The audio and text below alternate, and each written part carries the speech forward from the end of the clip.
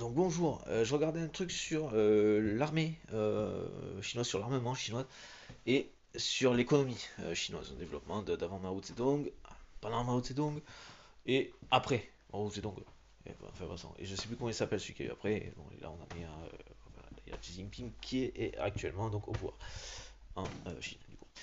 Et donc ça abordait vite fait voilà, la question du pourquoi. Donc voilà, donc Mao Zedong qui bah bon, bah, encore son portrait sur un site interdit. Bon, euh, je sais pas quel exemple on peut ressortir de ça, puisque c'est quelqu'un qui a été détesté.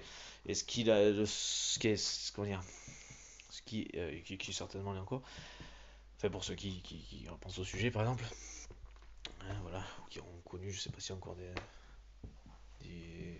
j'ai pas, des années là, comme ça, mais après ici, il y en a encore quand même. Enfin bon, passons. Enfin, mais pas forcément du coup. Je crois que ça se rapproche des années 70 quand même, sur la fin. Je sais plus, bon, passons. Mais du coup, enfin voilà, et donc de la continuité, voilà. Sur le truc qui serait entendable là-dedans, et que s'il y en a qui disaient que ça a été utile, bah ça n'a rien à voir avec le communisme au cas où, histoire de le préciser quand même.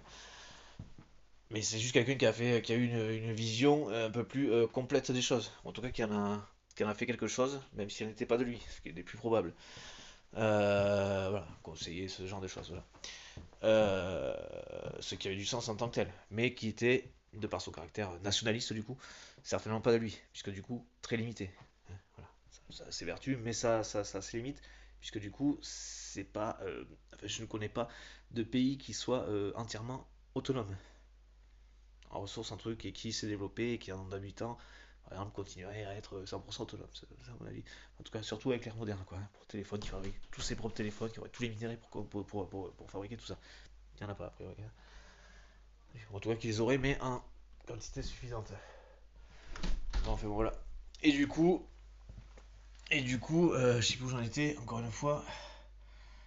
2 minutes 12, c'est short.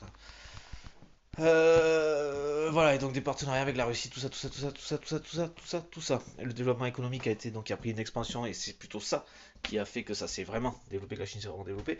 C'est que la personne qui a suivi, j'ai plus le nom en tête, a ouvert à l'étranger. Fait des preuves de plus de libéralisme, comme ils disent.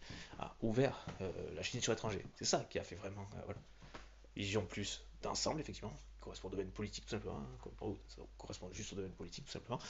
Et donc, sauf que son successeur a élargi, du coup, et a ouvert à l'étranger. Ce dans quoi, malgré tout, Xi Jinping reste, puisque il sait bien où, voilà, suivant une personne dans son chose, ça devient que c'est grâce à ça que la Chine s'est développée. Je vais quand même faire une petite seconde. Bon, allez hop.